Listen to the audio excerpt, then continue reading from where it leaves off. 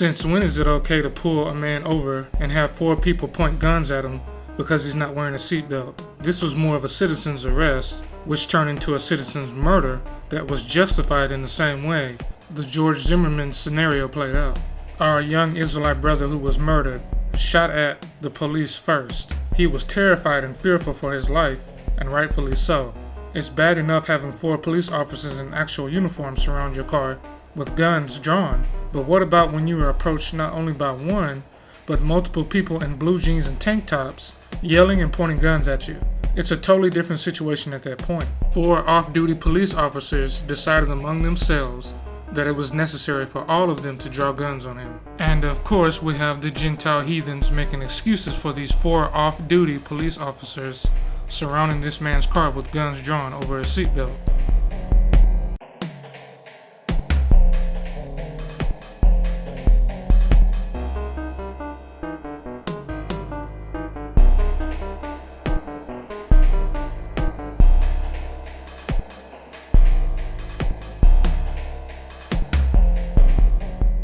While they completely overlook and ignore the blatant obvious of 4 citizen thugs in street clothes pointing guns at a black man over a seatbelt, let's see why they turn a blind eye and are so quick to blame the young brother who lost his life. Amos chapter 5 and verse 12, "For I know your manifold transgressions," key word, manifold transgressions, "and your mighty sins. They afflict the just, they take a bribe, and they turn aside the poor in the gate from their right." So let's get the etymology definition for manifold.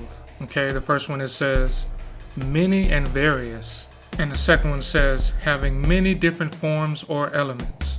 The reason a manifold has many different parts is because it's crafted in a way to make a particular entity function in a very specific way. In engineering, a choke manifold is constructed of many different parts in order for it to work in different scenarios. It can redirect flow of the liquid substance in different directions, cut off flow from one end of the device to the other. It has a kill switch and many different parts for different functions and operations. Let's get a more concrete example of this as it pertains to our people. As we can see, first after disenfranchising us by way of Jim Crow laws, they had a lengthy campaign throughout the early 80s and 90s of planting guns and drugs in our communities. Now you can buy a 50-round Glock switch for $1,200 off the streets. Repeating domestic violence offenders get a slap on the wrist, come out of jail for the 8th time, and murder the child's mother or even their own children. But if you get caught with more than 2 ounces of weed, you get at least 10 years in jail. And all of this is contained within a culture centered around gangster rap, debauchery, and whoredom, which is pushed and promoted by our oppressor. Job chapter 5 and verse 13, "He taketh the wise in their own craftiness, and the counsel of the froward is carried headlong." Now it says here, the counsel of the froward. Now remember, Yahweh's judgment is preceded by righteousness. Let's get an example of that. 2 Samuel chapter 21 and verse 1. "Then there was a famine in the days of David 3 years, year after year. And David inquired of the Lord. And the Lord answered, It is for Saul, and for his bloody house, because he slew the Gibeonites." Why did this anger Yah? Because Joshua had made a covenant to let the Gibeonites live, and to be fetchers of water and woodcutters, servants unto the children of Israel. These inhabitants of Gibeon, who are actually Amorites, who migrated from Europe, Europeans. Joshua chapter 9 and verse 3.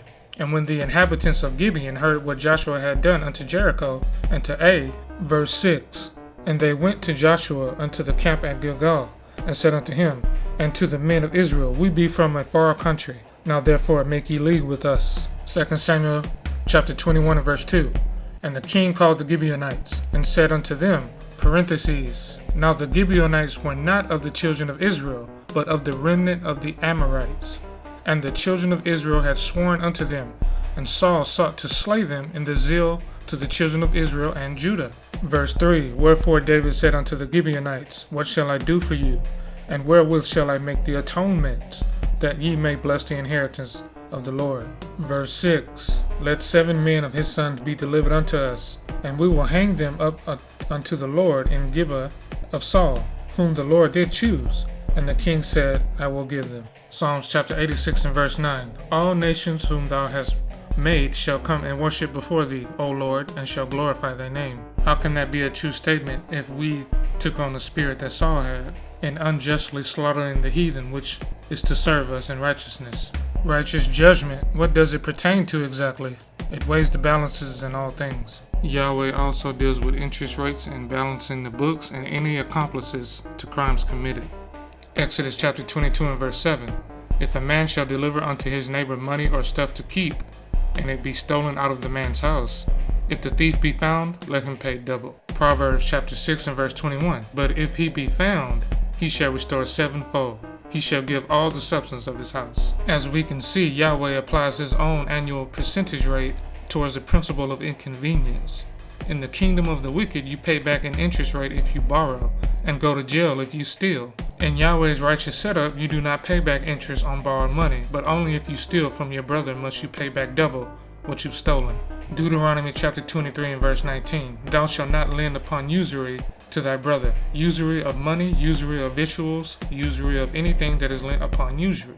This is a part of the reason why Black Wall Street was bombed, so our oppressor can take Yahweh's law and flip it upside down to further take advantage of us through disenfranchisement. And then the next generation of our oppressors come in and further make merchandise of our people, so they can benefit even more of what their forefathers have done, without properly restoring that which was took in the first place. Exodus chapter 34 and verse 7. Keeping mercy for thousands, forgiving iniquity and transgression and sin, and that will by no means clear the guilty, visiting the iniquity of the fathers upon the children, and upon the children's children, and to the third and to the fourth generation. Now we get an even better understanding of what this verse is really talking about, because we were accomplices to a crime, Israel, a crime committed against Yahweh. Malachi chapter 3 and verse 8. Will a man rob Elohim? Yet ye have robbed me. But ye say, wherein have we robbed thee? In tithes and offerings. Malachi chapter 3 and verse 9. Ye are cursed with a curse, for ye have robbed me, even this whole nation.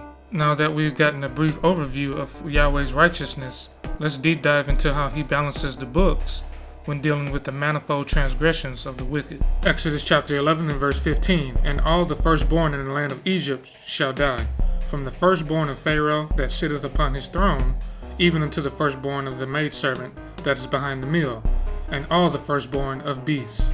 It says even the beasts, they all gonna die. From the cows to the chickens to the ducks, the rabbits, and the gerbils. Every last one of their firstborn will die. Why? Because they too lived deliciously off of the children of Israel's free labor in the land of Egypt. The dogs and the cats was eating better than the children of Israel, sort of like here in the Daughter of Babylon, where Fluffy has a $3.5 million will and affirmative action laws called animal cruelty. They inherited the Egyptians' good substance from the free labor of the children of Israel. Key word, inherited.